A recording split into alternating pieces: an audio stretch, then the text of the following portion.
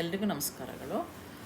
ಇವತ್ತು ನಾನು ದಶಾವತಾರವನ್ನು ನಮ್ಮ ಮನುಷ್ಯನ ಬೆಳವಣಿಗೆಗೆ ಹೇಗೆ ನಾವು ಅದನ್ನು ಕನೆಕ್ಟ್ ಮಾಡ್ಕೊಬೋದು ಅಂತ ಹೇಳ್ತೀನಿ. ಈಗ ಮತ್ಸ್ಯಾವತಾರ, ನಾವು ತಾಯಿಯ ಹೊಟ್ಟೆಯಲ್ಲಿದ್ದಾಗ ನಾವು ನೀರಿನ ಒಳಗಡೆ ಇದರಿಂದ ಅದು ಮತ್ಸ್ಯಾವತಾರಕ್ಕೆ ಹೇಳ್ಬೋದು. ಕೂರ್ಮಾವತಾರ ಒಂದು ಸಲ ಹುಟ್ಟಿದ ಮೇಲೆ ಕೂರ್ಮಾವತಾರ ಅಂದರೆ ನಾವು ಅಂಬೆಗಾಲಿಡ್ತಾ ಇರ್ತೀವಲ್ಲ, ಅದು ಕೂರ್ಮಾವತಾರವನ್ನು ಹೇಳ್ಬೋದು.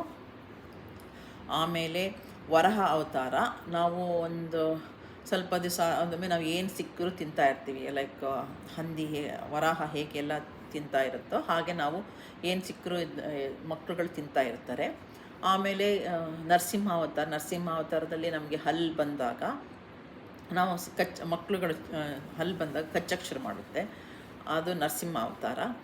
ಆಮೇಲೆ ವಾಮನ ಅವತಾರ ಅಂದರೆ ಒಂದು ಸ್ಟೂಡೆಂಟ್ ಲೈಫ್ ವಾಮನ ಅವತಾರ.